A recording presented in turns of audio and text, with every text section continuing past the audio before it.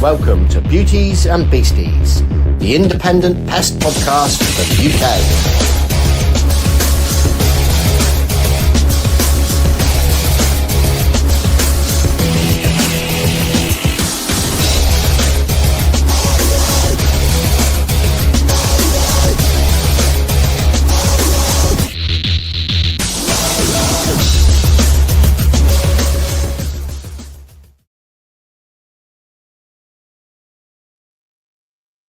Hello, hello. Now, young man, how are you? I'm okay, thank you. We ain't got enough for this one in. Definitely feel like I'm... 9 people watching already. I feel like I'm going to bed. I never wear t-shirts, but for everybody out there, don't forget, you can get your merch. You can get your merch. Just send us a message.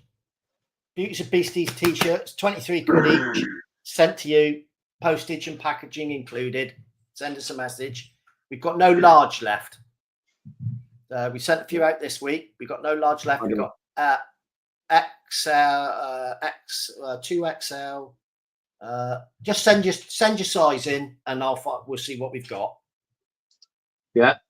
Could I ask everyone, if you are watching or listening this, and I don't want to be a slag for fucking likes and shares and all that. It isn't that.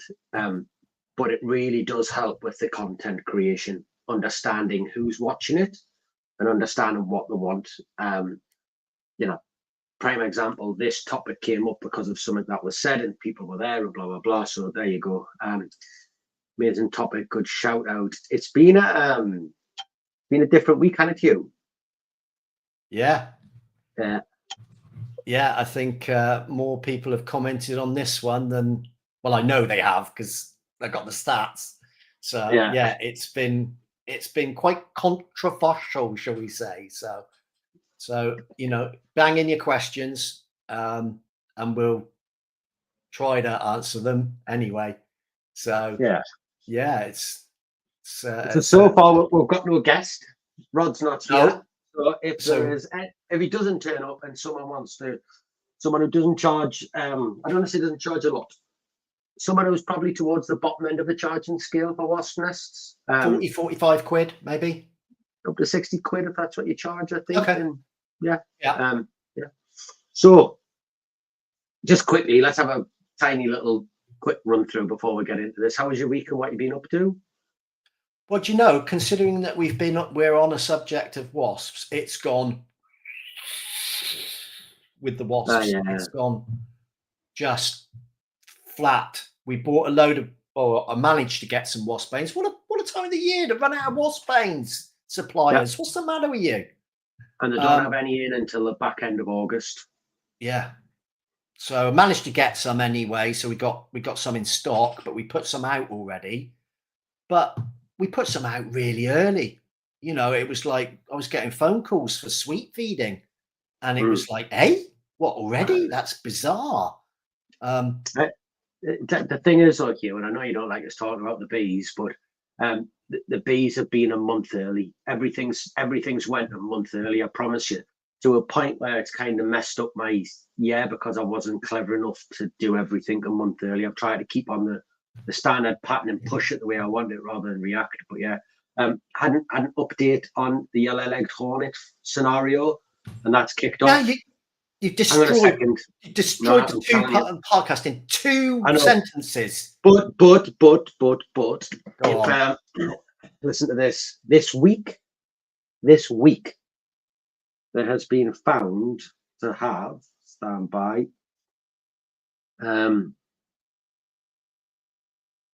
they've received a further credible reports, bringing the total of credible reports for yellow-legged hornets to 140 this year. 2 sightings are being reported in new locations down on the south coast, and now this week we're up to 53 confirmed nests, and they are looking at others right now. They're here. They're here. So let's see. And I think Chris Venables has actually found one as well. Look, look, petrified. Someone said he brought it over from Robert Moon, and I can't lie, like, I didn't think that myself. Honestly, it looked like it was a fair few weeks old, but there you go. It is what it You is. could get a few and just scatter them around and piss off the MBU, couldn't you? Oh yeah. Found one. Drop them Found around, one. yeah, so, Found one. yeah. But let's see. So yeah, and who else has had crazy flea jobs? We've tell you had what. more flea jobs, but not crazy. Well, you had crazy flea jobs. I went to a job this week. It was the second worst flea job I've ever done. When you are stood in the living room, and I've got a video of it, you can see them bouncing up the curtains. And I don't mean one or two, they're all over. When I opened the front door, they come out the front door at us. And when you are opening doors in the house, it was going off like a Mexican wave through the house. Wellies on, suit on, gloves on, tied up round your face, mask on. When I took my suit off, I had them up my arms in between the suit and my arms. I've literally stood at the back door, t-shirt off, shook it off, trousers off, shook them off, in a desperate attempt to not bring them home. Have you got any though, Terry? Yeah, we've sold a couple, but fleas has died a death. We've had 8 inquiries today for fleas.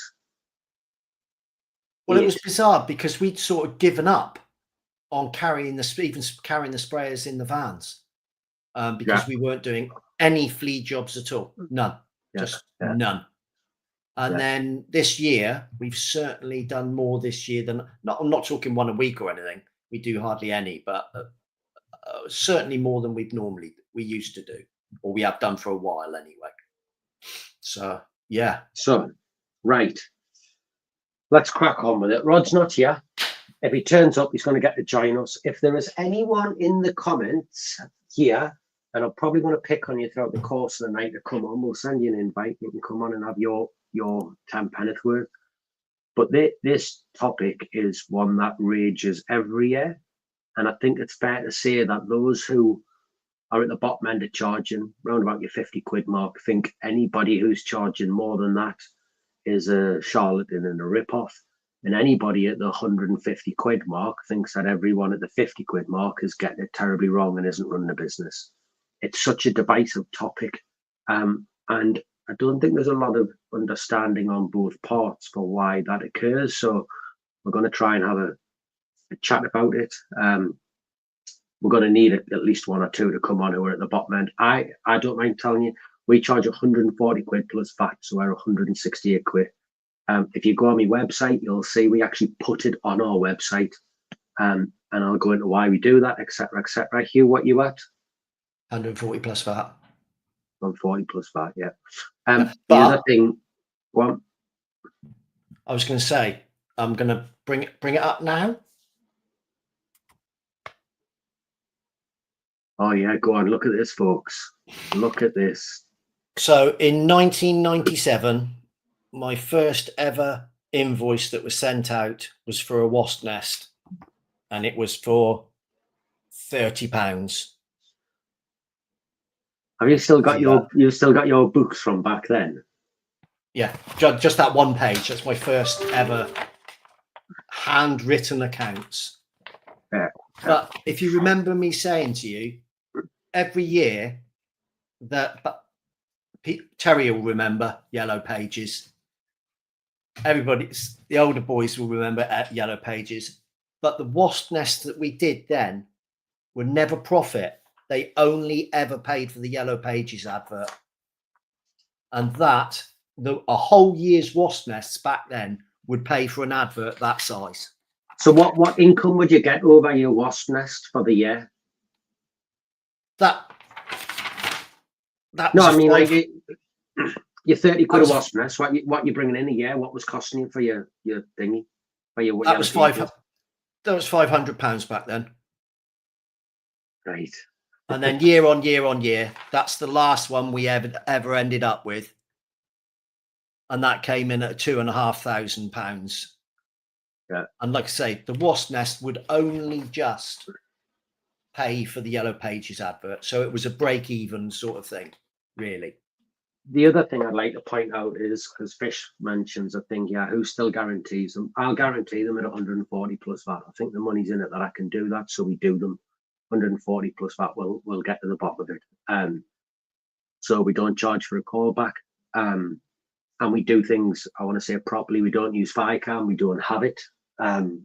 We don't have any of it in our stock at all. So if you are charging 50, 60 quid and you've bought 15, 50 tubs, whatever it is, of FICAM, then you don't count in this conversation because that's not available to everybody. And you're a knob if you are. But there we go. So we ask everybody how much they're charging just out of interest. You don't have to put it on. Some people have. We've got Paladex Pest Control 145, no VAT. I can't lie to you, that stresses me out. That stresses me out. And I'll tell you why. And I don't want to pick on you. I don't know who you are, but I don't want to pick on you. At 145, no VAT for that. I don't understand how you can get away with no VAT. I don't get it. You've only got to get the 85 grand, and when you work it out, I don't know your business model, so it's a bit unfair of us, but if you're doing all sorts of pest control, I just don't get it. I think, yeah, that's the other thing as well. We genuinely pay tax. We don't take cash. We do everything properly. And I promise you, everyone's sitting giggling, thinking I genuinely pay everything properly. I take all of that. I don't take a penny cash. Everything goes through the books. So that, but let's dig deep into it. Fair enough. Yeah. Fucking hell, the comments, I can't even keep up with them. 90 quid weekdays, 160 weekends. Who still guarantees? 80. Yeah, Vulcan D, 90. Exactly, and that's what's happening, isn't it? I know that's what's happening. Guarantee them at 100 quid plus VAT. Require video proof for the revisit of the failure. Good idea. So yeah, 160 weekends. Yeah. All right. Yeah. Fair enough. Yeah. Paladex is getting closer. My advice to you is just jump straight into it. Just fucking jump straight into it. It doesn't hurt you, does it? So definitely seems to be a bit of a geographical divide, I think.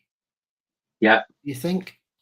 Yeah. No, definitely not, because I'm 140 and I'm in Middlesbrough. And I'm getting it. I'm getting it to the point where, as I said earlier, we've put the price on our website because I was sick of answering the phone to people who wanted to know the price of a wasp nest. I thought, you know what it is? I'm just putting it on. I don't care. So we've put it on £100 plus VAT plus. Here's a question for you, Hugh. For all the people who are charging 100 plus VAT, right? It's coming at 140. So the customer says it's 140 quid.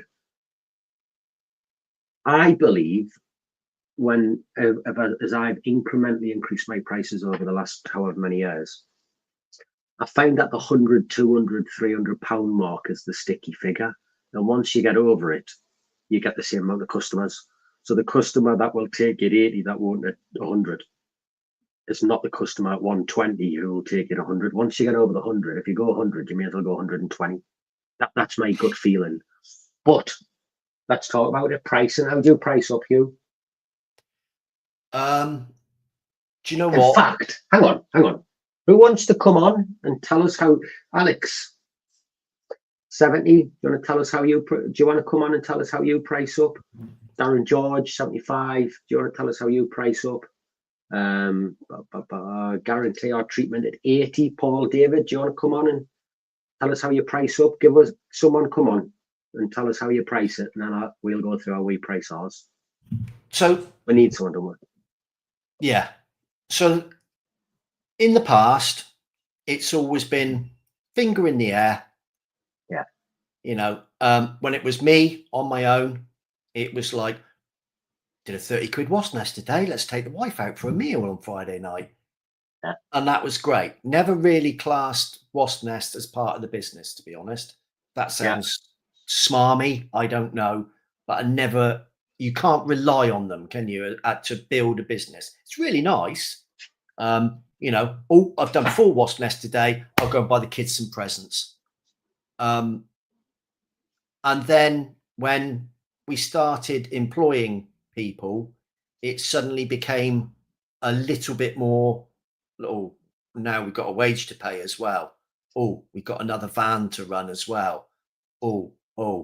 And that's when it started getting a little bit more methodical, should I say. Question for you.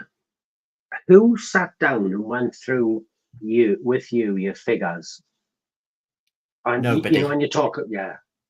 See, I've Ever. had someone do that for me. I've had someone do that for me very early on, and it was a game changer. Someone who had run lots and lots of very successful businesses sat down and he'd done it about, done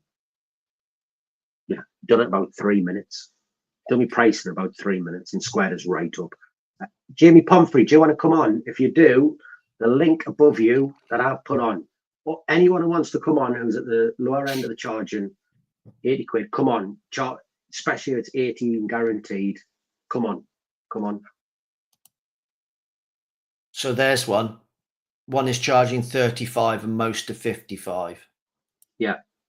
So what we've got to remember is that out of that, say it's £55, basic minimum wage is £15. Let's just call it 15 quid.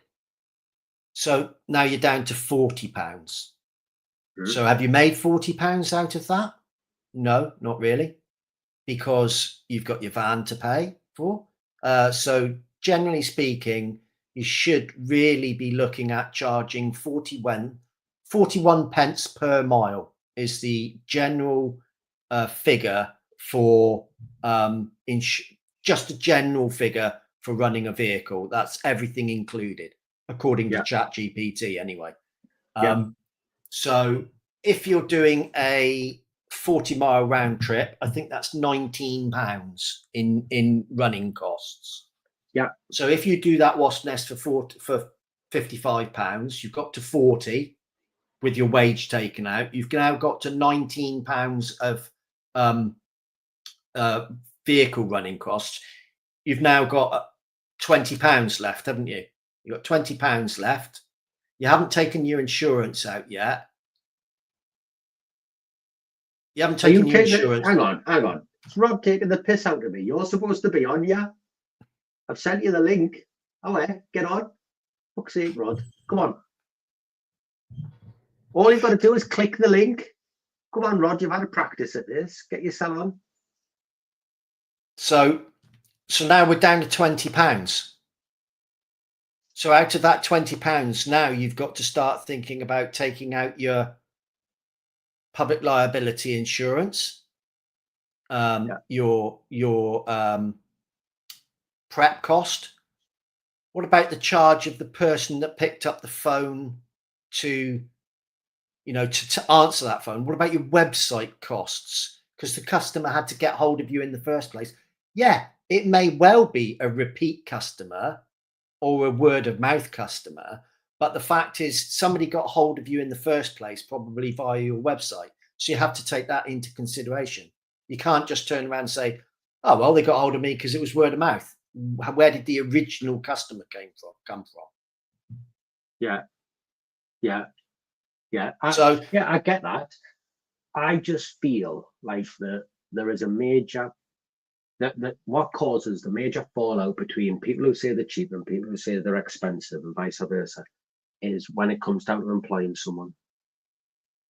I think, when you start that ball, when you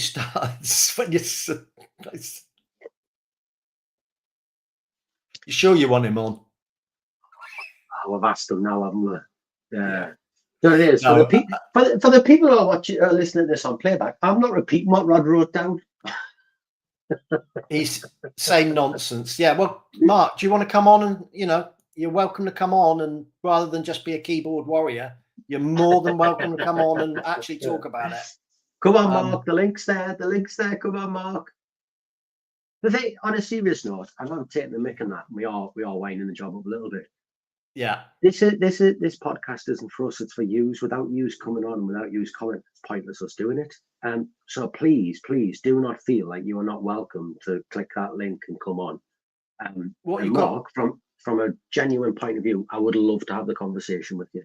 Love to, absolutely love to. What you've got to remember is that in the nicest possible way, I don't give a shit how much anybody charges. and nor does Sean. Yeah. We're not here to boast or to put anybody down. I don't care. You know, we were actually looking at stopping doing wasp nests this year, full stop. Yeah. So it really doesn't matter. We are hoping that it might help somebody actually look at what they're doing and think, yeah, I am worth a little bit more than this. You know, it doesn't have to be much, but do I really need to? I mean, I know people that look at other people's websites or whatever, used to phone around, didn't they? Oh, I'll be £5 cheaper than Joe down the road. Oh, he got a wasp nest. Oh, I'll be £5 cheaper. So, you know, I'll make it £5 cheaper so he doesn't get any. You know, and that's not really a sensible way to not only build your business, but to be in business. You know, some of us, it's whether you're doing it. There's nothing wrong with having a work-life balance. There's nothing wrong with that. If that's the way that you want to run your business, all power to you. You know, but if you want to progress, you have to start looking at your pricing a bit. So you've just hit the nail on the head. The conversation I had with a bloke called Steve about pricing, this was exactly what he said about progressing your business and moving on. And he gave me some really cold, horrible, hard truths in about 3 minutes, which made us sit there and go, oh my life. Because I tell you now, I was 50 quid a wasp nest and I was doing that sort of jazz. And I was running around making hay while the sun shines and And he sat down and he gave us a proper bollocking, like grade A bollocking. And he said to us, and for anybody who's charging the 60 quid or whatever, he said to me, if you employed yourself in your business to do your job, to make the decisions, and they were charging 60 quid a wasp nest, would you employ them? And I sat there and I thought about it and I was like, no, I wouldn't, no. Like if you're having to find that person's wages who was coming up with a pricing structure and running the business and making the decisions, would you employ them in your business? And I got this cold, horrible, shuddery feeling where I sat. I thought, no, I wouldn't, no. And he said, listen, like, go into VAT, pay your taxes, and run your business like a business. So what do you mean? And he said, well, if you treat it like a cash cow, you'll never get anywhere. But if you run it like a business, then you'll be all right. And his point was the following. And his point was the following. That with mid. Sorry, I get rid with mid. Yeah, but his point was the following: if you were employing yourself and you are trying to make a profit, would you make that profit and would you employ yourself in that role? He said, you're a businessman now. And he said, and if you can't make a profit, if you were employing someone in your business who couldn't make a profit, who was in charge of the money, would he be there? And you're like, no, I wouldn't. Like, and like it or not, when you get into business, and this was the old, are you running a business or do you have a job? This was what he said to me. I promise you, it's what he said. He said, are you running a business or do you want a job? Make your mind up. But there's two totally separate things. So it's like, all right, like, yeah, let's see. I want someone to come on. I want someone to come on so we can have this conversation. Do you know what it is? It's annoying because everyone's so vocal about it. Everyone is so vocal about it, and you've got your opportunity now. Like you've literally got your opportunity to be vocal, to come on and tell me I charge 168 for a wasp nest. Tell us why I'm wrong. Tell us why I'm a robbing bastard. Tell us why I'm wrong. You know, please come on and have this conversation. Just wind back slightly. People saying they charge more for hornets, not knocking them, but I don't. Neil's asked, why would you? Because they're just we do lots of hornets, and we charge exactly the same. The other thing that I think that we haven't quite touched on is, do you charge more for a domestic wasp nest against a commercial wasp nest, knowing that you're going to have to sit and wait to do a get paid? You're going to have to invoice, wait 6 weeks. They might turn around and go, oh yeah, I'll have that wasp nest done for £55, but can you send your rams over to me first, please? Yeah. Oh, so that 15-minute dusting job that you think was an absolute bargain for £55, you suddenly got to think, oh, got to get back, got to make some rams up, got to send some rams over. You know, need to sign in. So, you know, that's again, do you charge different prices? £18 for costs, £18 for costs. So as I said the other day, Mark, how can you allow £18 for a wasp nest that's 40 miles away when it's going to cost you 20 quid to get there and back? 18 quid for costs. Why? Oh, come on, Mark. Yeah, please, Mark, come on. Like we're never going to fall out with you. We're not knobheads. It's good to have a discussion. It's good to be different. But I promise you now, if you come on, I'll absolutely show you why we're worth that. Yeah, I'll show you why we're worth that. Economics. Yeah? No, what? Clive says every business has different overheads, which is true. And I always use Mooney's economics: charitable, non-for-profit, and profitable. You're in one of those camps. Have I been through this on the podcast or not? Because again, I'm not telling you stuff I've come up, I'm telling you stuff that someone told me who was very good at business. And he said, when he was talking about, do you want a job or a business? He said, it's dead easy. It's really, really easy. So there's 3 types of businesses. There is a charity, which is basically, it asks for money to help it run it. There's a not-for-profit, it balances its books. And then there's a profitable business that wants to make a profit. So you have to decide what you want to be. So if you want to be a not-for-profit, that's fine. But if you want to be a profitable business, then you have to be a profitable business. And I was like, right, okay, sponge, soak it in. Let's take that. But it's not. Hang on a second, Peter Stewart. The links, if it's not clickable, just literally copy and paste it and put it in your bar at the top and search on there, and it should get you in. 2 quick questions. Yeah. How many domestic callers getting asked for rams? None. But that's not what I said. What I said was, do you charge differently for domestic customers than you do commercial customers, because they might be the ones that turn around and ask for rams? Do you then have to adjust your prices accordingly? And the other thing is, Mark said that's a bit contrived. It's a contrived example. No, it most certainly isn't a contrived example, because where I live, we cover a 60-mile radius. So you could easily be traveling 20 miles to do a wasp nest and 20 miles back again. Quite easily. If you've got a wasp nest on the middle of Exmoor, you know, there are no other calls in that area. You could easily be driving out there to go and do that one call.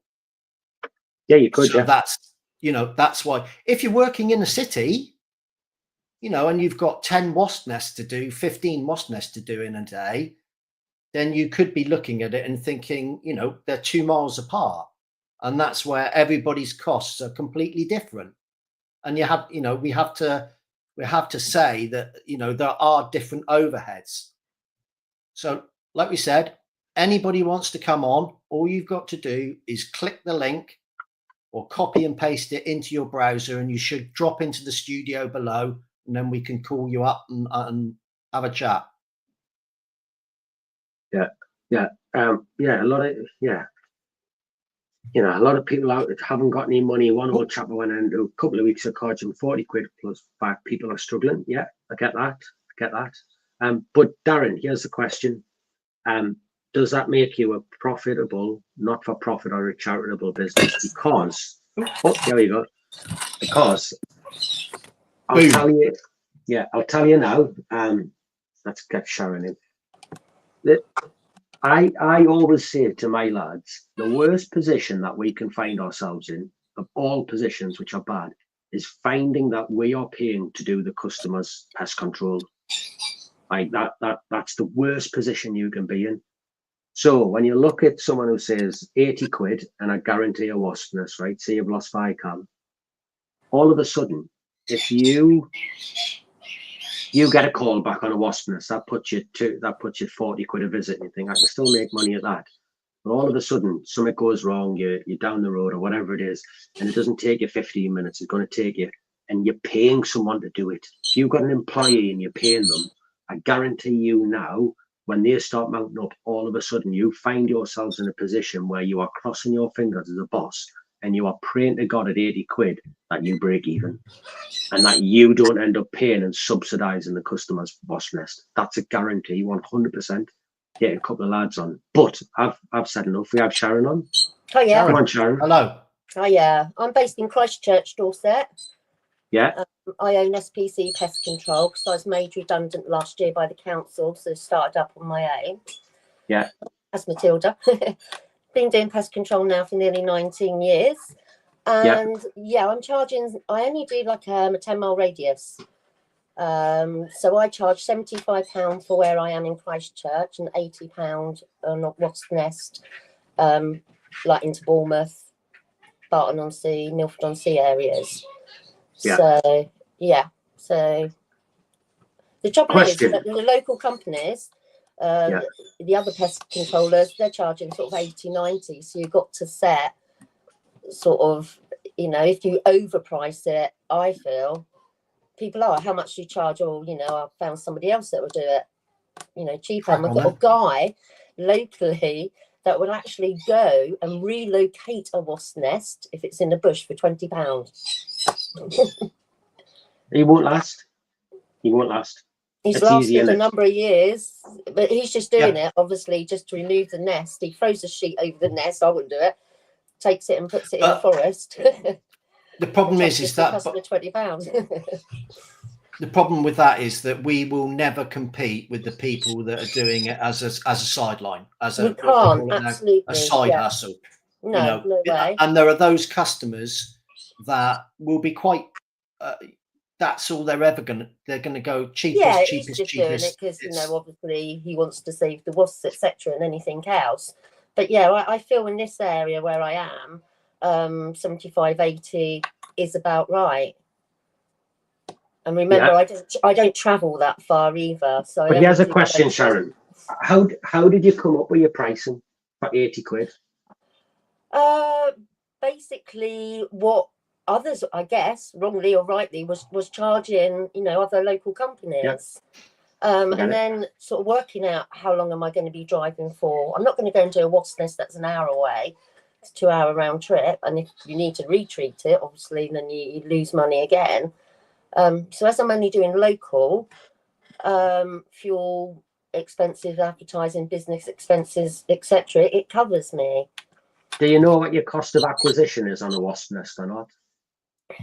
I have got it all written down, everything, where I worked it out when I started the business.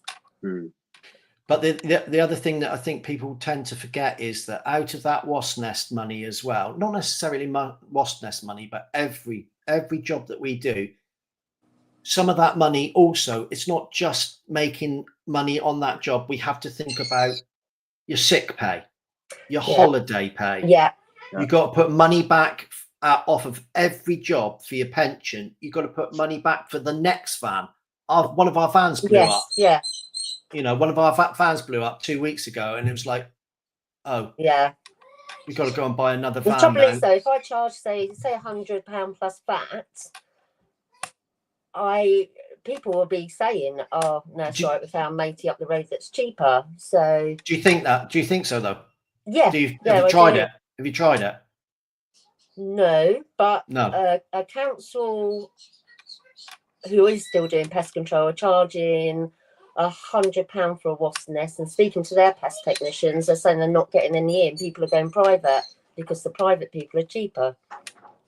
So it is difficult. I'm not saying it. We're not saying for 1 minute just because we charge more that anybody is wrong. There's a question for you, Sharon. If you were employing someone to do a wasp nest for you, and you thought there was a risk of a repeat, what would you charge then?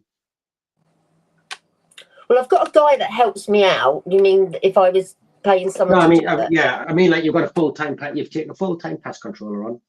No, he's not full-time. He just helps me. You know, maybe once a week, whatever. I pay him £30 if he does a nest for me, because I can't get to it. I'm too busy. No, what I'm saying is, imagine you play Sharon Taylor employs Sean Mooney in our work for you 24/7, and you've got to keep us busy, and you've got to pay. You've got to pay for the van, you've got to pay for the fuel, you've got to pay for the repairs. What would you charge for a wasp nest then? I would have said about the same, £80–90 maybe. Okay.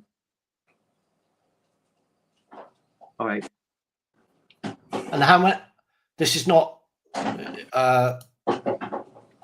how you know this. That's another determining factor, is it? If you're absolutely smashed off, like some people are, if you're smashed off your feet doing 15 wasp nests a day at £80, it's then a matter of, do you then put that money up and just think, well, I'll do 10 at £100? Yeah. I mean, every year is completely different. Yeah. So it really is. It's there is no right and there is no wrong. That's the thing. It's what's best for everybody. But I think what you'll find is, if you take your first employee on and you start having to find not just that, because there's so many other things that you don't take into account. You know, you've got a van, which is going to cost you 400 quid a month, probably, in a payment if you're going to do that. And you've got to put fuel in it, 100 quid a week. So there's another 400 quid a month. So you're 800 quid. And you've got to buy their uniform, and you've got to pay their stamp. There's another 330 quid about that. All of a sudden you're looking at that input, and then you've got to pay his wages. So there's another two. It's going to cost you at least £2,000. Yeah, I am lucky in the fact that I am just a small business. Yeah. It's just myself, and I have Ian help me maybe once a week.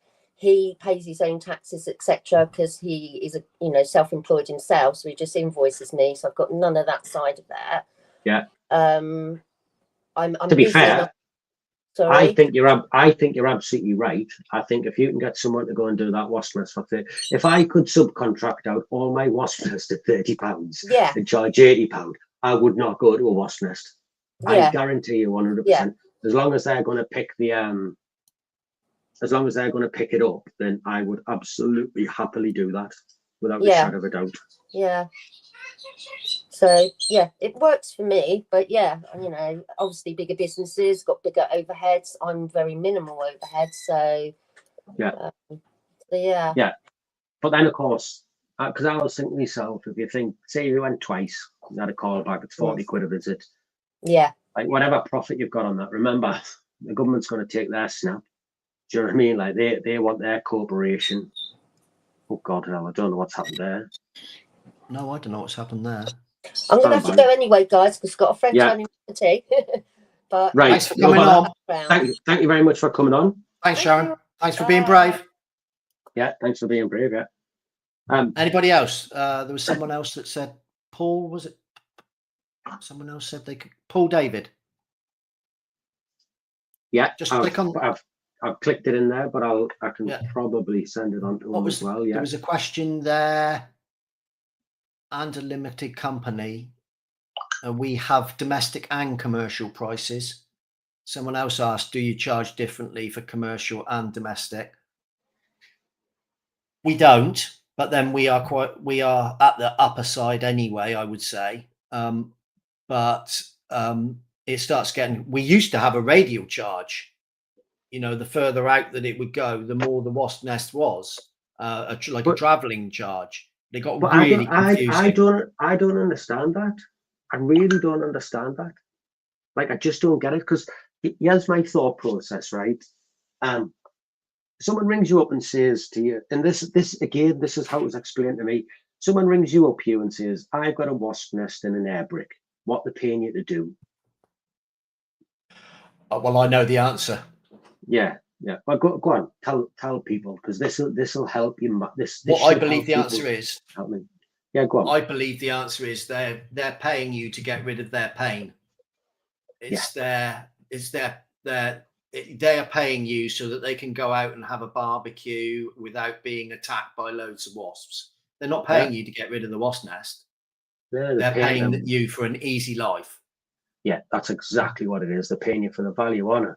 And I always think if someone 15 mile away from your house, or someone 30 mile away from your house is getting that, what's the difference whether they live around the corner or 30 mile away? If the people if people 30 mile away can pay 120 quid, why can the person around the corner? Because they're getting the same service, they're getting the same professionalism, they're getting the same everything, they're getting the same solution that they are looking for. Like, why? And you go, oh, well, it costs you a little bit more to do it.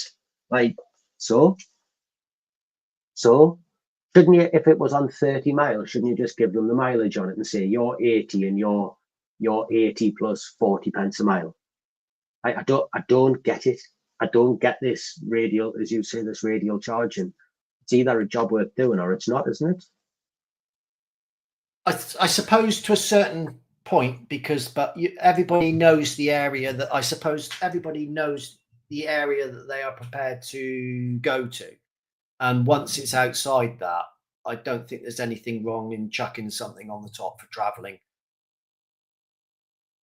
Because if they want you, they might be calling you. I mean, unlike the one today that wanted me to go to Wellington in Telford, that was a little bit of a push.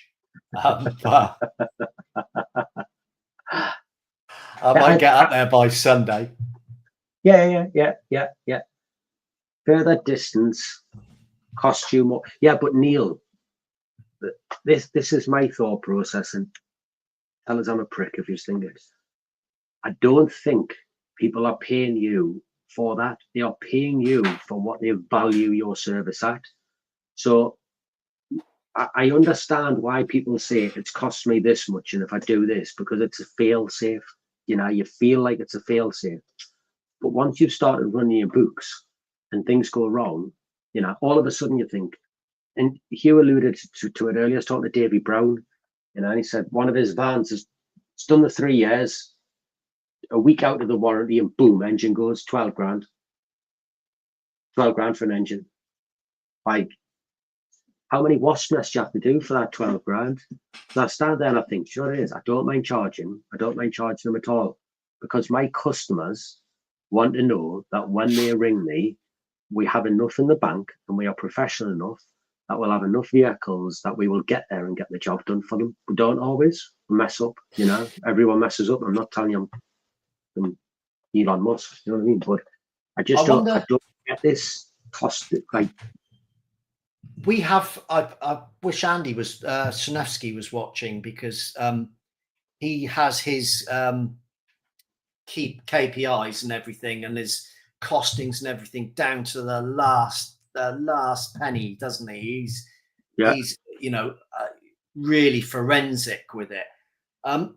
But I think it's different in America as well. I think they like to see people doing well. Is there some, maybe a little bit of, oh, we can't charge that because, I'm not saying it's right, or, you know, I'm not just, be interesting for everybody now.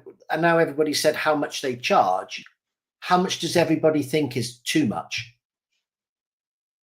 How much is too much? Yeah. Is £180 plus VAT too much? Is what one of the big companies charge, 280 plus VAT? Is that too much? You know, it'd be interesting to see what everybody thinks about that. Over 200. Are we taking into consideration over 200 plus VAT? That's the other thing. Here's the other thing as well, which I don't think a lot of sole traders do. And again, this was explained by someone far cleverer than me. What he did was he said to us, when you're a sole trader, Jason's just brought up, so I'm going to pick on Jason. I support my local community and make a profit. In fact, Jason, come on. Please come on. Wouldn't be in the business if he weren't making a profit. Right, okay, come on. Yeah, come on. There's loads of people. Fucking vast majority of sole traders aren't making a profit. Yeah, I mean,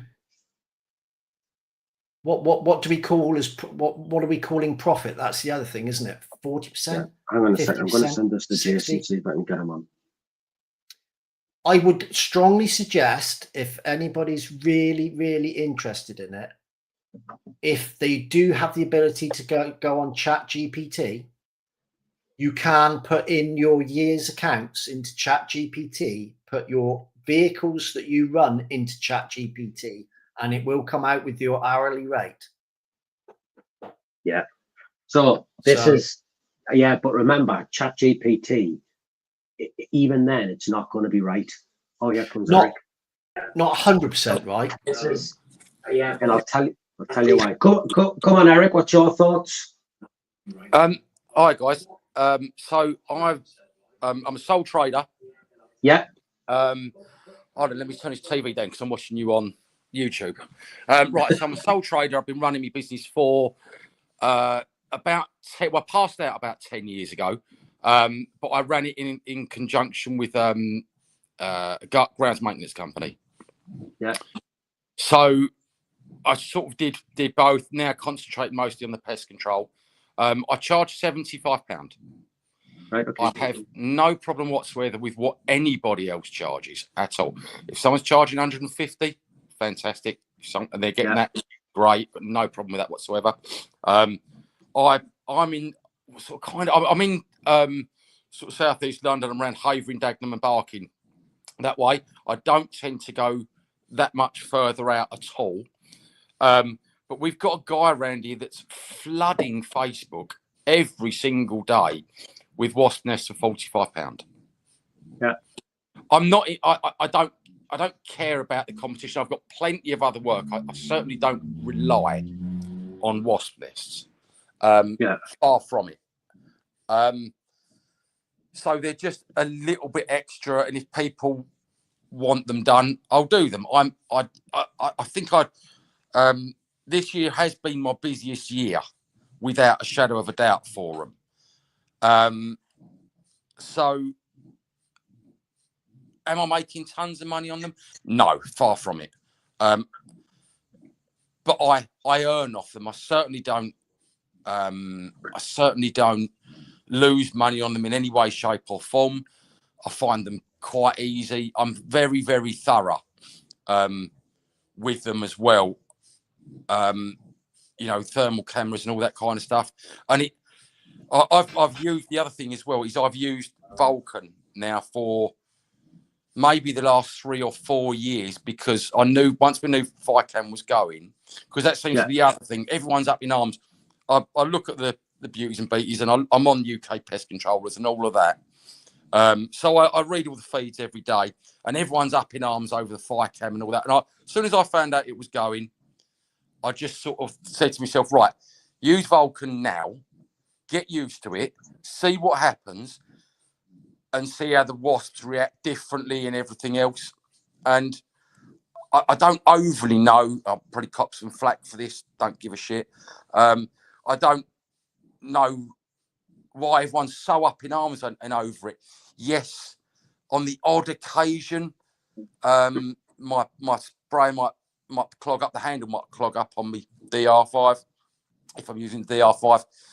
But that's okay. Empty it properly, sort yourself out, and that's fine. But the whole FireCam thing, I'm not with anyway, because I went for the Vulcan. But my 75 quid, I've got no problem with charging anybody else charging more than that. If they charge that, that's absolutely fine. I get what you're saying about the costs, but I'm a sole trader. I'm as tight as fuck, so I do try and keep my normal costs down as much as I possibly can. My running costs, I do keep down as much as I possibly can. I will look, and I will, go for everything. Like, even if it's, I have to change my van insurance every year, if I have to change everything every year, I'll change it. I don't care. Yeah. But I will always try and provide the best services that I can, whilst at the same time making enough profit for me that I'm happy. Yeah. And I know other people will go, you should be charging more for this. You should be charging more for that. Yeah, maybe I should on some jobs. Maybe I shouldn't on some other jobs. If, I don't go that far out of borough. The guy that I was talking about with the 45 quid wasp nest, he's going everywhere. He's advertising in all of the other boroughs as well locally, going a little bit further out. And you go, that is low. 45 quid, that's really low. But good luck to him, like you were saying. If they're doing 20 nests a day, he's running around like a lunatic for 20 nests a day. Good luck to him. That's absolutely fine. How did you get to your £75? Right. So when I was first going through all my stuff, what I did was I tried to pick up as many. I went online and tried to look at as many other different companies that were doing pest control. And because I was new in the game, I got all of their average prices, wrote them all down for everything: squirrels, wasps, rats, mice, this, that, and everything else, fleas, cockroaches, the whole lot. And then I think if I remember rightly, I went 10% cheaper. Yeah, okay. And then, also having and at the time I was still doing the grounds maintenance stuff, so I was aware of what pricing. So I just had on my public liability insurance, I just had that as an added cost. There was extra added costs that I had to make sure that I was covering, that I wasn't leaving myself out of pocket. That was my way that I looked into it and started doing it. And then, as I say, it built up over time, and then I'll have an incremental price increase as I go along. And because I don't go out that far, because I've got enough work locally that I don't need to, I'm kind of happy with that pricing. So, and that's with everything. I've got a few contract work a little bit further into the outskirts of London. I don't go into central London anymore. I hated it. The driving and the everything about it, I couldn't stand. So I tend to only take on jobs now that are local. If it's any further, I say to people, no, I'm really sorry. I'm too flat out, or I can't travel. I don't travel that far for X reason. But I don't charge more as a general rule for a wasp nest. I might charge more though if it's domestic for the exact. If it's commercial. Commercial. For the reason that Hugh said, actually, because of the extra invoicing, the extra paperwork, the RAMs and stuff like that. If that's got to be, that's got to be done, you've got to take that into consideration because you're doing more.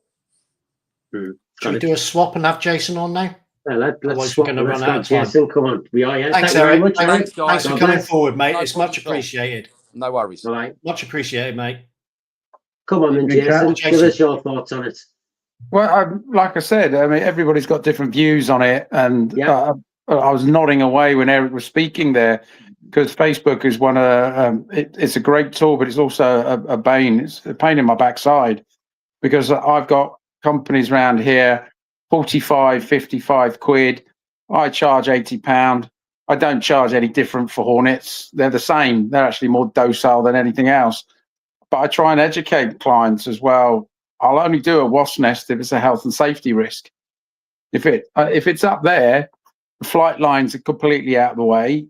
If it's going to get bad, I tell them it's going to be around about September time. You may call me back, but just leave them the bloody hell alone. I don't go out of my way to get a wasp nest. I'm very lucky. I don't need it. And where I'm based in Woking, I have a tremendous amount of competition. Tremendous. Okay. And how did you get to your pricing for a wasp nest? Exactly like what Eric was saying. Basically, the internet, Facebook.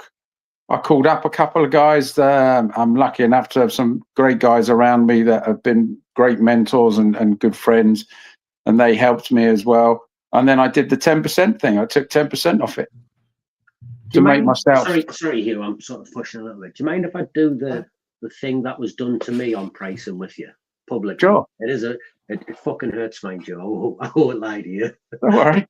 So what I got told was the following. He said, so blah blah blah. You're going to charge 70 quid for a wasp nest, and you're like, okay, then no bother. How many hours a week are you going to do?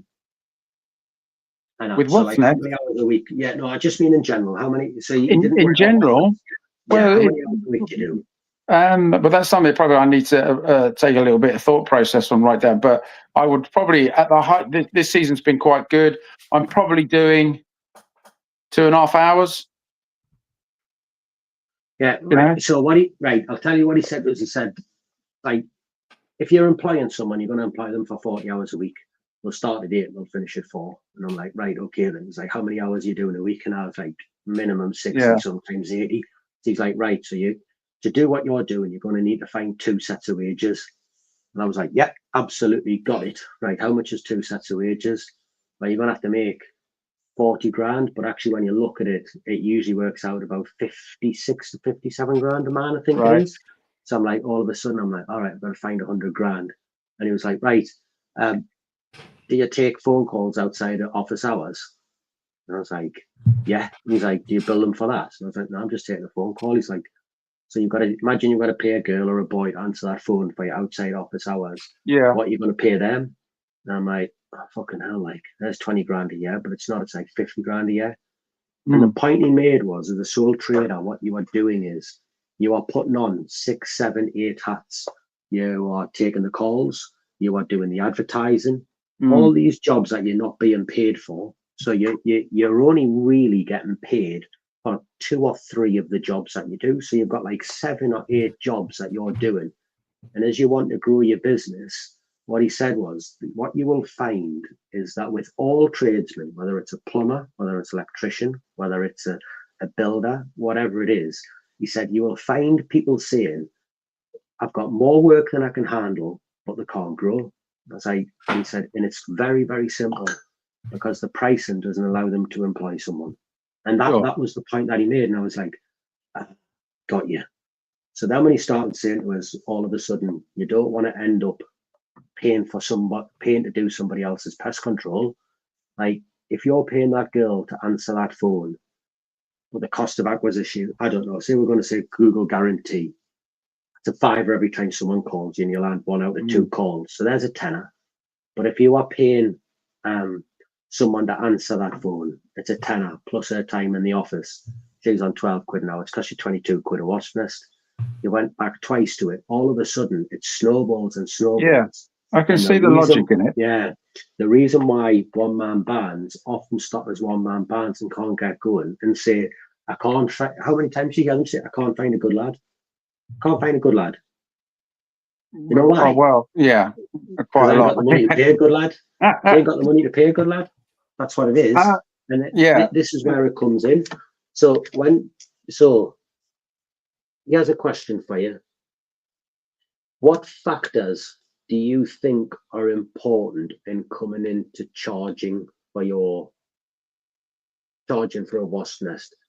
And how much money do you think it would cost you realistically to provide the level of service that that person expects when they ring you if you are employing 1 or 2 men? If I'm employing guys and a team, I would suggest between 180 and 220.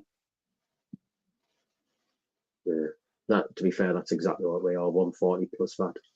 That's exactly what we are.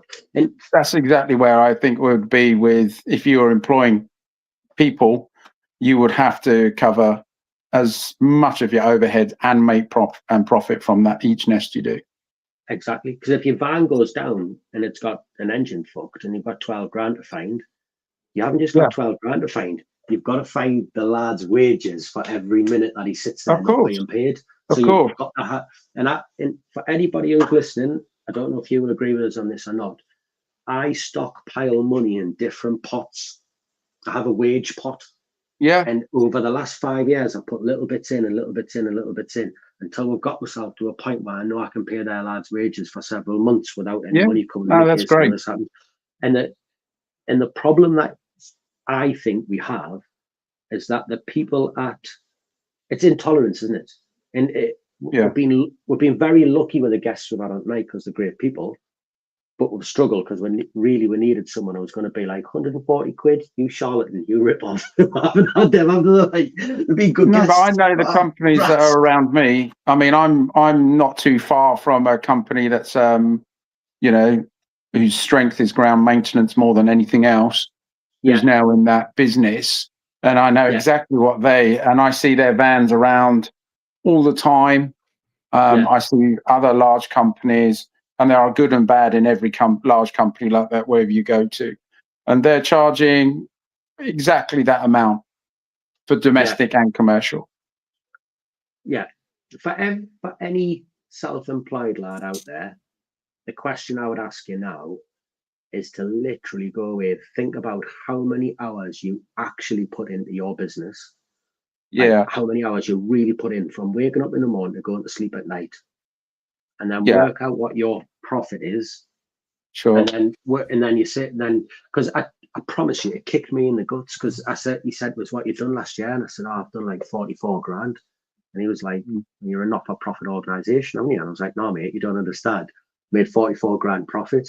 And he was like, you fucking haven't, Sean. Said, like, if you get paid 30 grand for being a pest controller, right? But I was doing 60 hours a week. Yeah, I can see the logic in it, and I can see where you're coming from, Sean. Yeah. So I'm also glad that my missus isn't looking and listening in on this podcast right now, because she would probably make me sit by the desk all of tomorrow. So thanks for that. Cheers on that.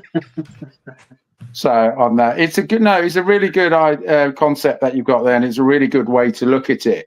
But also, we've got to be practical. And as you said, there are a lot of sole traders out there who are having to play the field and be competitive. And some of them do rely on a very strong wasp season, and some of us don't. I do think that it is dependent on where you are in the UK, how you structure your company, what type of business you have. I mean, because I diverse out into deer management and things like that, where I don't know a lot of guys in my area that do that. Yeah. So you have to try and play the field a little bit. But it's a very, what you've said is a very interesting thing, and it's certainly making me tick over on that one and have a different point of view. I wish I could get him to talk to everyone, because it was he literally must have just stood us, opened my legs up and kicked us straight between them, because I walked out and I was sick for days, because I was like, oh my word. But it's also the people's mental approach to the business. Yeah. You know, the lot of sole traders are just happy to pay the bills, make a little bit of profit, thumbs up. Others want to go on and do bigger and better things. I'm proper bossing this, so I'm going to be quiet after this. But this is the one thing I would say, is that if that's what you want to do and you are happy doing that, then you have won. You've absolutely won, hands down. Like, nobody should tell you that you've got to do 140. My complaint, if I have one, is that the guys at the 140, 150, 180, whatever it is, talking detrimentally to those at the 40, 50, 60. You don't know what you're doing, you're an idiot. And I hate the 40, 50, 60, talking at the 150, 180, you're a robbing bastard. Like, I don't think there's any need for it. And that's the same. I've had some good. I will try it. I'll definitely try to see if the clientele around here, when I pick up the phone, and I'm not too far away from areas which I feel that they can afford that. But I think a lot of the callbacks or the calls would go, no, sorry, I can get someone cheaper. I really do, in the area that I'm in. Here's a question for you then. If someone rings you up and says to you, I want you to treat me rats, and you say my rat price is 210 quid. Yeah. And they say, I can't afford that. Would you bring the price of your rat treatment down? No. Why? Because I know what I'm worth. Bingo. But I know that I'm also worth paying the what I charge for the wasp, because I'm competitive in my area. Yeah. And I have to be. Now, the rat example that you gave there, if I went to one of the larger companies, what are they going to be? 350, 4, maybe even 5 for a set amount of visits. I will have seen them. Yeah. So, but the value that I will give, I don't charge that for rats. I'm actually a little bit higher because I can't do that without going for a survey. I can't do it without seeing what's there and how many visits, what products I'm using, so on and so forth. But again, it depends on the area you're in. Yeah. your competitors that are around you and how many competitors there are. It might be an interesting thing to see how many pest controllers are in a certain area. You know, Whether for it affects me, the price. it does affect the price because you've got to be competitive. Yeah. And your marketing skills. I'm not quite Go on, sure Hugh. about that one, actually. Go on, Hugh. Tell us what you think. I was going to say I'm not quite sure about that, but to be honest, because if there's only 2 people on the internet in your area and you're 160 plus VAT and they're 30 plus VAT, and that's only 2 phone calls they've had to make. If you've got 20, if you've got 20 people that are varying price, you're going to have to start working through them, aren't you? So if you've got like round here, we don't have. I counted them up the other day. I think we got 15 within 20 miles, maybe 20 within 20 miles. Right. So I don't know what the density for other people is really, but you go on Facebook, it's the same 3 people that get recommended every time. And I've got to say, Facebook is a fucking nightmare because every time we get loads of recommendations, we never get a call. I think people, I genuinely think people go onto our website. It's not the best website in the world. It's not the worst, but they go on the website and they go, Jesus, they look a bit professional. I ain't calling them. They're going to charge. I'm not saying that's correct, but it's just when you said that you charge more for your rats, you charge more because tell us where I'm getting this from. You charge more because you do more. You provide a better service. Yeah. So why do you compete on quality of work on rats, but you compete on price? Why can you not compete on quality of work with wasp nests? I think that down is to the client's perception of you. I do think that is the general public's perception of what wasp nests called. I mean, how many times have you been called out to? My husband's tried to deal with them, but now we're called in a professional. Exactly. And he's sitting there throbbing away. Yeah. No, but the point, Rob Simpson says it. Rent to kill will teach you. Don't compete on price. Compete on being good. I love that analogy. You change, isn't it? Yeah, go on, that's a great analogy, and it is. And reputation is everything. However, unfortunately, again, where we are right now in the country, people are struggling, and costs are they're watching the pennies and everything. You have to be as competitive. I'm not the most expensive, but I'm not the cheapest. I'm mid in my area. Yeah, I'm mid-level. And so I do go on the service, and I guarantee that I will get callbacks later on this year if they have vermin issues because of the service I've provided. We're going to do a swap now because we want to get everybody. Cheers, chaps. Keep it going. Jason, you're a gentleman. Thanks so much for coming on. It's appreciated, mate. Ta-da. You're a gent. God bless. We're going to do another swap. We've got Paul to come on. Oh, you got him? Oh, are you homeless now, Paul? Haircut. Hi, Sean. How you doing? Okay. I'm good, mate. Come on then. Tell us what you think. Yeah, so when I saw the Facebook post, one of the reasons why I want to come onto this podcast, because I thought that there were people charging daft prices like 40 and 50 quid. And now I've heard your prices like 160. I feel a bit embarrassed because there's a guy in our area, and all he does is he posts on Facebook and he sticks on £40 for a wasp nest. And he's smashing the area. He's getting like 100 a week. He's getting on wasp nest. And we're charging £80 plus VAT.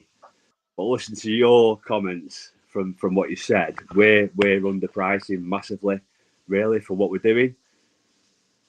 It's a bit embarrassing.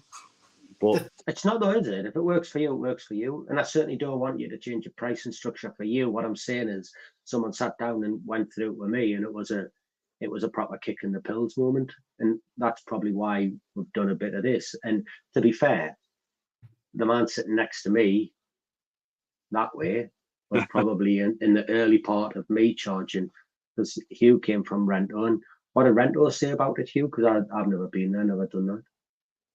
What? In what way? Like charging like that. How did Rento go about that? Because It's funny, isn't it, that people always say they've got to be competitive. It's always the one-man bands, and I don't mean this disrespectfully to anyone. It's a one-man band who say they've got to be competitive, but the people leading the charge with 1,000 technicians charge a fortune. I think, fuck me, is that not telling you something? It was an odd one the other day. Sorry, I'm going off on another one. Somebody phoned me the other day and they said, "Oh yeah, you got a wasp nest." I'm like, "Oh yeah, okay, it's 140 plus VAT," and they were like, "Good God, that's gone up." I'm like, "Yeah, I'm really sorry, it has actually gone up. It's gone up quite a bit." He said, "Oh yeah," he said, "That's all right." He said, "But you did such a good job last time. It's fine. It's actually fine." And I said, "I can't. I'm really sorry, but I can't remember your name." And he's like, "Or where you are." He said, "Yeah, you came here 18 years ago." And I'm like, "Yeah, that's why it's gone up, but because we did a good job last time, it didn't really worry about the price this time." And it's just going for that long, that being able to continue to keep going, that eventually people don't ask the price. They just want the job done. They know you do a good job and they just want to trust you. They can let you in your house. They don't want some arsey little, dirty scrubber in their house wandering around, nicking the diamonds. Looking homeless. Looking homeless. What frustrates me is the fact that if we all put a price in at the same price, we all went in at 120, 140, and everyone did the same thing, then we would actually push our prices for the whole industry. Because the amount of training we've got to do, the amount of equipment, the amount of chemical materials, the stress, like Sean said, of answering phone calls at R10 at night, doing invoices, doing RAMs for big companies, it's huge. And if we all kind of went for the same level of pricing and made it like that, then we would actually all start to make a serious profit. And that's what quite intrigued me, really, with the whole pest industry. We've just employed 2 guys in the past 2 days, one from Nurture, one from Ecolab, at 30k per annum. We're running out 4, only small. We've got 4 technicians, 4 vehicles. But obviously our structure is really industrial bird netting, honeybee removals like Sean does. Sean's better than me by a long shot. Just make it up as it go along. But Wasp are our major thing, but I really would like a price structure which is the same. So if everyone charges the same price, then no one is charged cheaper or more expensive. I think the thing is, sorry. I was just going to say, I don't think that will ever happen because people just aren't brave enough. There's always going to be one that goes, "I've got to be cheaper. I want to do every single wasp nest in my area, and I'm going to make sure that I get every single wasp nest. And we're going to go 50 quid, 45 quid. Here's a question for you, right? When it comes to cost, right? I see those glasses on your face. How much you pay for them? These 100 quid, I think they were. What's the cheapest pair of glasses you could have got? Tenner. Tenner? Could have got some from Boots or whatever it is. Why did you choose them? Because they did I don't know, actually. They did the same job. Like, yeah. Oh, yeah. They make me look handsome. Yeah. And for everyone at home now, look around the room that you're sitting in, your computer, your phone, everything. How many of the decisions that you made was the deciding factor, the cost? Yeah, I get what you're saying. It's a factor, but it's not the deciding factor, is it? No. So then the question has to be to you. Sorry, Q. Why, when your customers ring you up, when they ring up C2C Pest Control for a wasp nest, what do they expect from you? They expect our same as our reviews, like exemplary service, guaranteed work, and that's what they're paying for, and that's what same day. It's the same day, Same day, fast turnaround. Do they expect you to turn up in a marked, tidy vehicle or a shitty Vauxhall Nova Corsa van? You're paying for the. I get you saying we're paying for the vehicles, the sign writing, the fact that they're wearing the same uniform with name on it, with the right equipment, with all that stuff. And that's my point. What I'm trying to make is it's so frustrating to see someone in my own area. We cover Greater Manchester domestically, we're Northwest commercially, and then we're UK obviously for the industrial bird netting and the other bits we do. And it's frustrating to see somebody coming on it at £40. And I thought at £80 plus VAT, we was kind of towards the top end of the mark, because I've never rang a competitor in my life and asked for a price. I've never been on anyone else's website to find a price. I've kind of set my benchmark and gone for that. And I was doing wash nests at £25 plus VAT 20 years ago when I worked for a council as a foreigner, equipment, and I thought I've extended. But you're right what you're saying. 160, 140 is really should be the price. And if you try and educate everybody to do the same pricing structure, then we all don't need to try and fight over them wash nests. We could do the same price. Here's another question for everybody. When somebody phones up, I'm not saying we're the best or anything like that. How many people just go, yeah, it's 120 plus VAT. It's £8 plus VAT. Oh, we've got a wasp nest. Yeah, it's 120 plus VAT, £8 plus VAT. How many people actually bother to engage the customer in the first place? Oh yeah, you've got a wasp nest, have you? Oh yeah, where is the wasp nest then? Oh, it's up in the loft. Is it causing you a problem? Is it? What's the problem it's causing you? Oh well, yeah, it is. Have you been outside and had a look and engage them in a conversation? Show concern for them. Even say to them, look, I'm really sorry. As you guessed, we're not the cheapest, but we're not the most expensive either. But I'll tell you what we are. We're good at doing it. So our price is X, Y, Z, and we will come back if you don't, if it doesn't work first time. All our technicians are blah blah blah blah blah.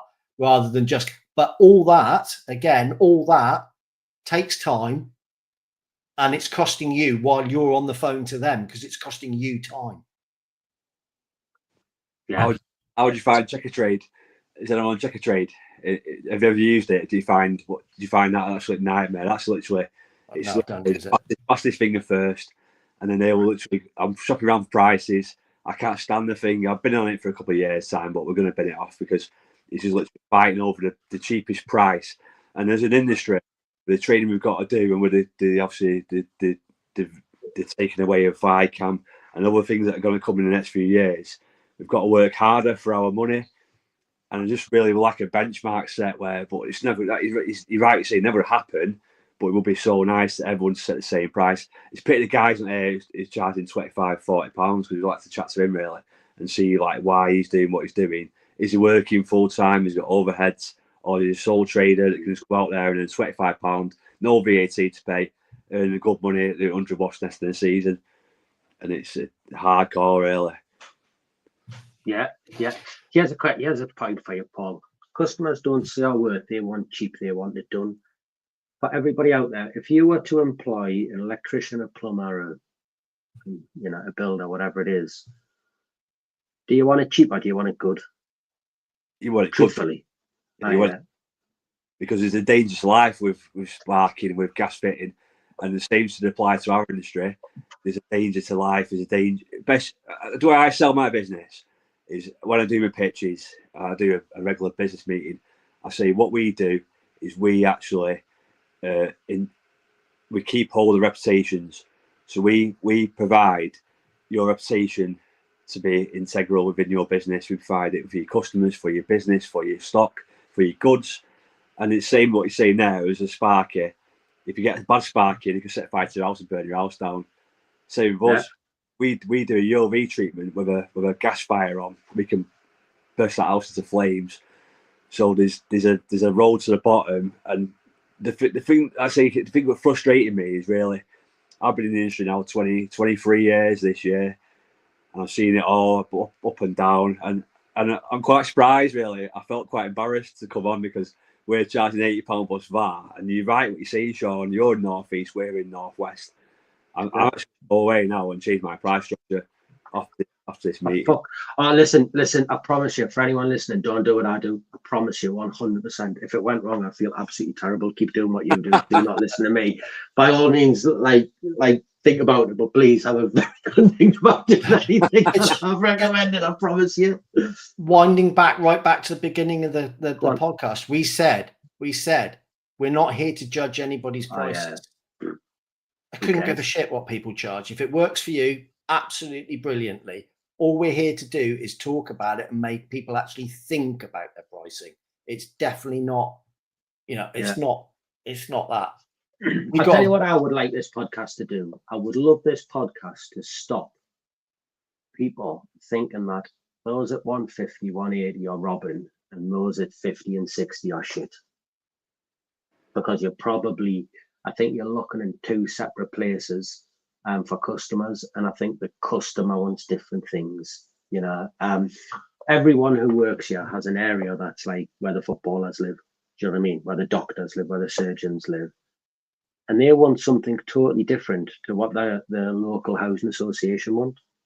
They want something totally different to what, and there is different people for different jobs, but it doesn't mean that you're being robbed. Do you know what I mean? If you're going to do a wasp nest in a nuclear power plant, then the cost implication of that are massive. Again, they are. Yeah. No, but yeah, exactly. Hugh does one, doesn't he? But yeah, I can remember as well what the other analogy he gave us, the bloke, Stephen he's called. He said there's 3 wasp nests. One of them's in the hedge of a farmer's field 3 miles away from his house. One of them's in the gutter line of a residential property where a family live. And the other one's above the door of a hospital children's ward where the kids are poorly. Like, what are they going to pay you for the farmer's job 3 miles away in a hedge? 0. Big fat 0. You know, he ain't getting it. He's not paying you to get rid of that. What's the woman who's got the one in our house in our gutter line going to pay you? 50, 100, 200 quid, whatever it is. What's the one that's above the door of the children's ward that you've got to go in at 4 o'clock in the morning, shut things down, and they need to know it's done professionally going to pay you? They're going to pay you an awful lot more to get it done properly. Or you should do. So that there is a factor which goes up of like what people are willing to pay, but what you'll find is people think it goes up and up and up and up, and then it gets to 80 quid or 100 quid or whatever it is, then it goes straight. That's the price of a wasp nest. You know, and he was like, it doesn't really work like that, does it? Like, it's the same job. And I was like, it is the same job. And it's like, but the value to the customer is totally separate. You've got to price your work off the value to the customer, but then you've got to deliver the value that they expect. You can't turn up at 2 o'clock at the one above the hospital door and blast it with a load of stuff and have a massive ball of wasps flying around, can you? You know what I mean? You've got to think about it. You've got to deliver that value, but you've got to think about value, not on cost. So when everyone's saying, "Oh, it's this much," then I looked at my competitors and knocked 10% off. You're basically saying that your competitors are doing everything right, and that you're only ever going to be as good as them, if not a little bit worse. 10% they're 100 competitors. They provide 100% quality, but you only provide 90% quality because you knock 10% off. Yeah. I know. Yeah. Sean, we're gonna have to say goodbye to Paul and answer some wrap it up. questions. And thanks so much for coming on, mate. Let's go through and wrap up. Thanks, Paul. Pleasure. Thanks, Paul. God bless. Take care, mate. See you, bye bye. Right, got to answer a couple of questions here. Darren said, "I'm a sole trader, and I had to register for VAT. We're not all hobbyists." Yeah, we never. I hope that nobody thought that we were saying that all sole traders are hobbyists, because we all started as sole traders. Yeah, we all started somewhere, and the only reason I ever took anybody on, and it wasn't because we wanted to grow and become millionaires. It was for safety reasons, for health issues. It wasn't because we wanted to grow bigger. There was a couple of other ones here. What's the range so far? As well as, I guarantee you now, the big companies absolutely love the fact that pest controllers keep themselves under the VAT threshold. They love it. They absolutely love it when they say, "Oh, I've kept myself under it." I promise you now, they love it, because they say to themselves, they're never going to compete with us for our big contracts. So the VAT is a self-imposed ceiling on your building, isn't it? On your business. Always makes me wonder with VAT, doesn't it? Value added tax for luxury items. How can getting rid of a wasp nest be a luxury item? Hey, rats, there's a fucking rat running around my house. Oh, it's a luxury item. I'm going to charge you VAT on that. That's the government. Yeah. So range. Sorry, go on. Yeah. Go on, mate. I was going to say range so far. Quick one from Rupert. what's the range so far? I think we've gone from about 60 to 200, haven't we? Really? Yeah. 180, Yeah, 200. That's about it. Where was the other one? Sorry, I knocked your comment off. There you go. As painful as it sounds, if you undervalue your service and knowledge, you're only ever trying to compete with the cheapest and likely poorest services out there. Here's a question for you. If price is the determining factor, every single one of these lads who said I went middle of the road and 10% off, if price is the determining factor and you have to be competitive, why does everyone who's got a Wasp not just use the bloke who's 45 quid? How do you get any work at all if price is the determining factor?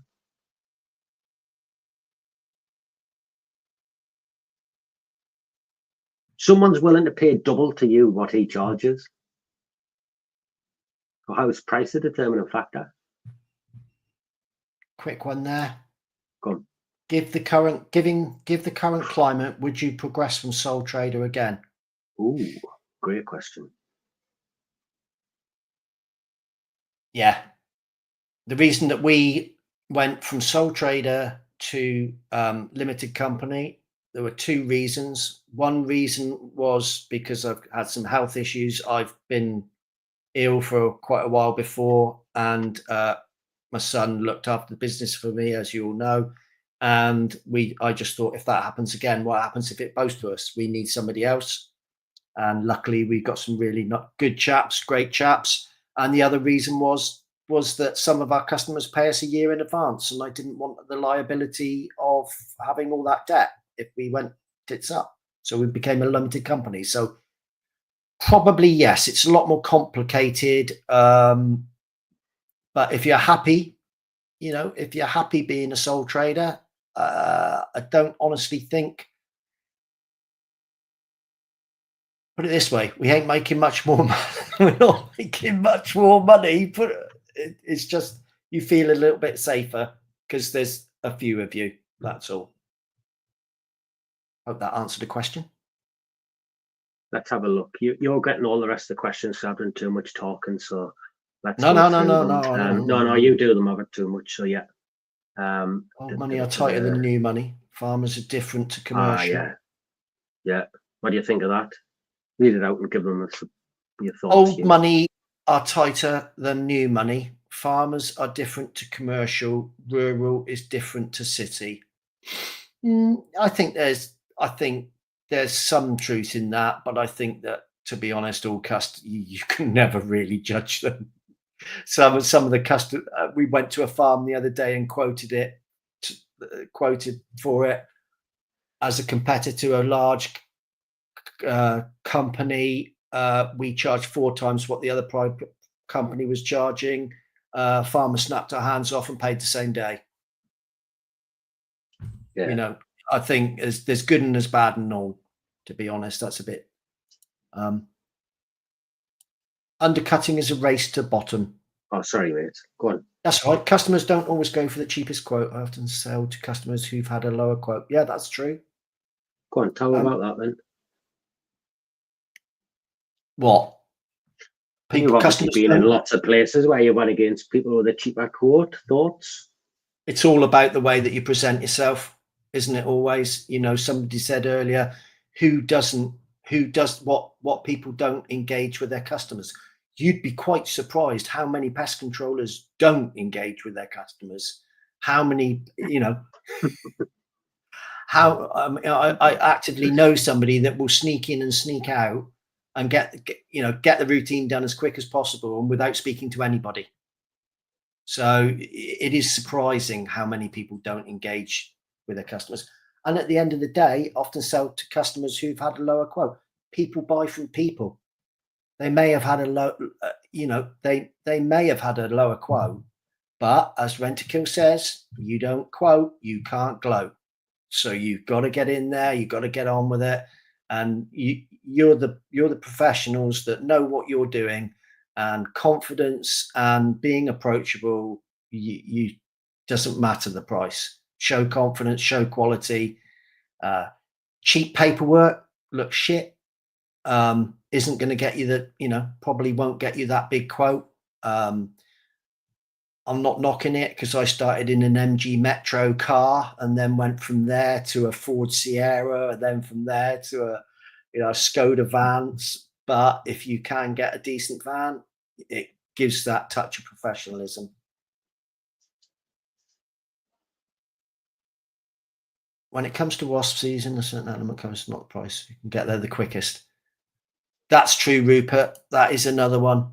You do get that a lot, don't you? During the Wasp season, all the pricks come out, and you get there and somebody turns to you and says, "Oh, it's already done, mate." And you're like, "What do you mean it's already been done?" "Well, we throw 3 companies and we thought we'd give it to the first one that turned up, and you're the third. Somebody came an hour ago and they've done it." "Well, couldn't you have cancelled it?" No, couldn't be bothered, mate." "Oh, okay then." So, where we got to, mate? This one. Many pest controllers feel sorry for their clients with wasp net poison. I don't actually think about it. You need to think about running the business. Now, that's difficult, because again, when it was myself and my son, and we were the ones that were owners of the company, it is harder sometimes to give people the price. Whereas when you're working for somebody and you give the price and you're like, "It's 180 quid, mate." Do you think a rent-a-kill technician feels guilty about taking £360 plus VAT for a wasp nest of somebody? Because they hide through that, they hide with that uniform. They're not taking the money off of it. So if you were to feel a bit guilty, you don't have to say you're the owner of the business. If you're a sole trader, you just say, "Oh yeah, what did the office quote?" "Oh yeah, 180. Okay, 180 then." Part of it is asking for that, being able to ask for that money, isn't it? Closing the deal as such. Yeah.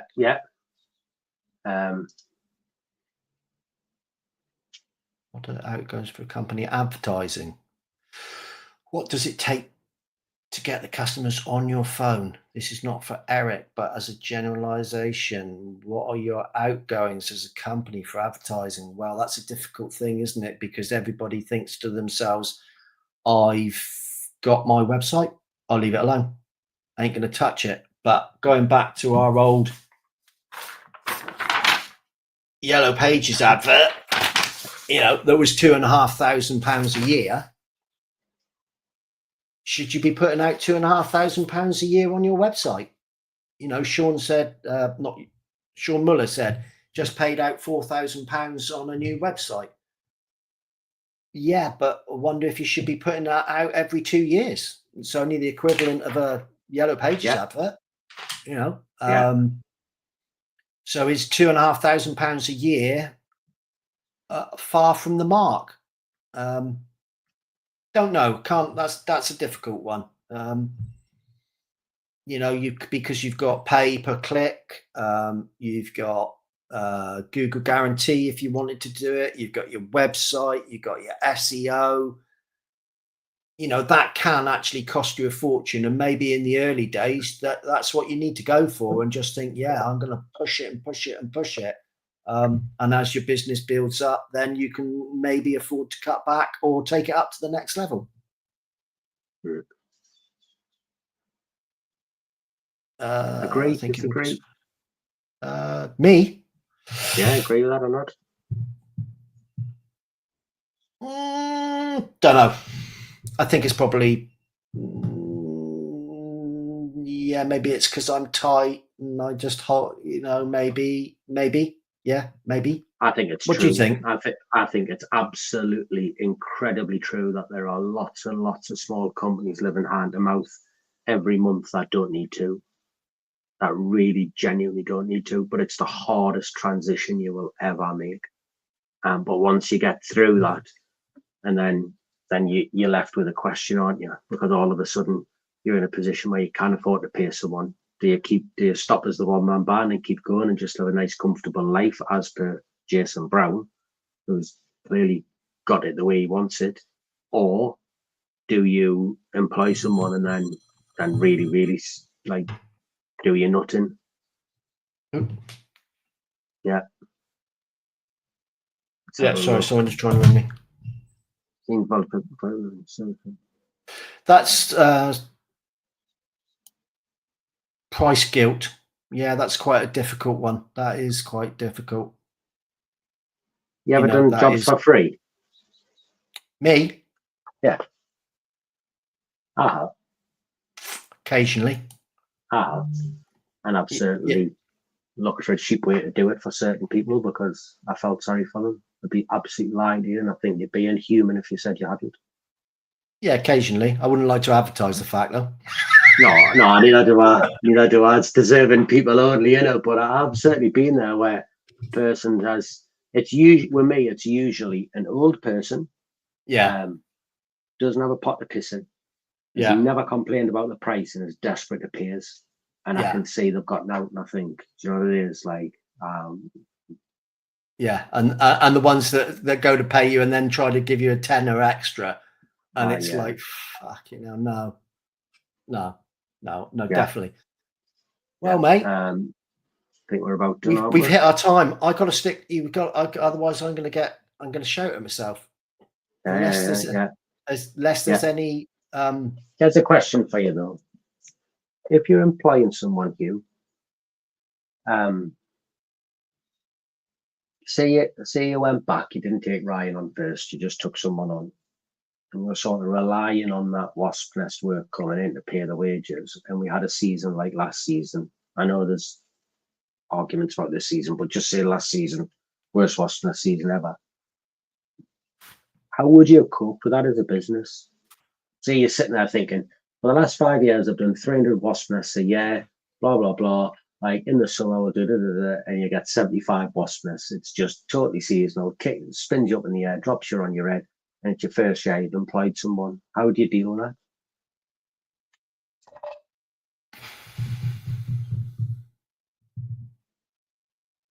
I don't know, because I've never relied on the Wasp Nest. I would never count Wasp Nest as part of your business.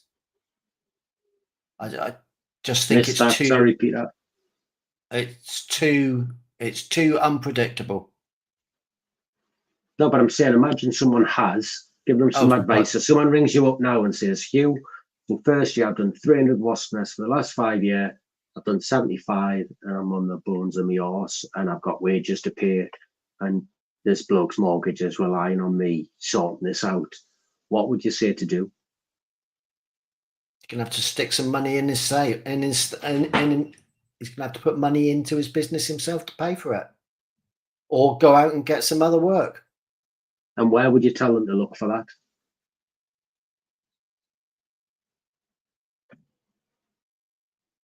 What, instantly? Yeah, like imagine you're like the Gordon Ramsay kitchen nightmares of pest control. If it's in the middle of the summer, yeah.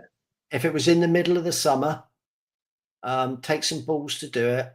Go and buy yourself a load of fly killer tubes. Start at the top of the high street, walk down the high street and go into every bakery and butchery that you can and offer to clean their fly killer and service it at a one-off price. You think that would work? I know it will work.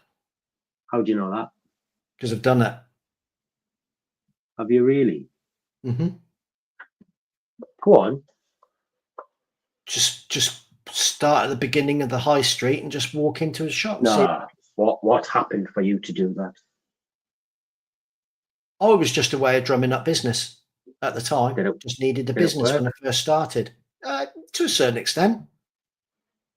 You know, it wasn't everybody. Certain people would say, oh, no, thank you. We get our service by such and such. Others would say, oh, yeah, please, while you're here. Yeah, great. And then you stick a sticker on it. And then they phone back the next year because you stuck a sticker on it. So it's not going to be it's not going to be, it's not going to bring you in thousands and pay somebody's wages. I don't honestly know how you could do that quickly, but, yeah, I don't know, not to bring in that large injection of money. But yeah, so why charge more for hornets? A more docile and usually easier to treat. I've never threatened hornets' nest, but is this something Are people doing like DIY treatments on hornets the same way they do wasp nests or what? Or I've never personally seen anybody do a DIY job on a hornet's nest, because they are big. How big? What, a nest? Yeah. Can be this wide, this deep. Can be. I'm not saying they all are, but they can be half the size of a dustbin sometimes. Right. They don't, and when you hit them, they don't half buzz, makes your balls tingle. Really? Yeah. I've never seen one, Hugh. The noise is phenomenal. You know, you get, especially if you're going to use Vulcan, or if you're using Vulcan on them, that's going to tweak them up a bit. Right. I didn't know that. So do people see more value in a hornet's treatment than a wasp treatment then? And if so, should you charge more? Do you know what? Hands in the air. I'd never honestly thought about that. Never thought about it. Just same treatment. Just never thought about charging more for hornets. It's not something I've ever considered. Okay. Question for you then. With the greatest respect, Ecolab and Rental might have the most work, but I have seen some of their work firsthand recently. They should be able to knock any of us smaller companies over with service. We hear this all the time, and I'm sure it's just because we say they're bad work, not their good work. But when people talk about like the level of service that they get from them, why do people use why do these firms use these big companies if the premise that their work is not very good is right? National coverage. Yeah. That's the main one, I think. Consistent. Right.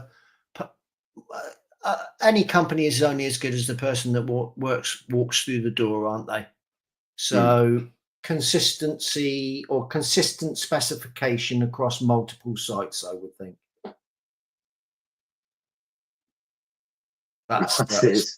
What's this? Paladex. Pest control. That's because I wanted to wind up mids. That was deliberate. He called me a prick online, so I went in at that in his area. So I don't know what that's about. What's happened there? It was Jamie must have been trying to wind up, get rid with mid by going in cheap on his area or something. Class. Right. Class. Mate, yeah. we got to wind it up. We've got to go. Listen, fantastic. Miss the questions. We don't need questions, do we? It's been a pleasure. Let's see. Thanks, everybody. But we got to finally say one last thing again and repeat it again. We don't care how much you charge. No, I don't. It's we've got to stop all this. They're a rip-off. Like you said earlier, Sean, they're a rip-off. Their treaters shit. So they must be shit and they must be a cowboy. It's each to their own, but I hope it's just made we hope it's just made everybody think a little bit. Yeah. Let's see what's said. Right, thank you very much for your time. Thanks everybody. Take care. And we'll catch you later. God bless. Bye-bye. Cheers. Bye. Thank you for listening to the Beauties and Beasties podcast.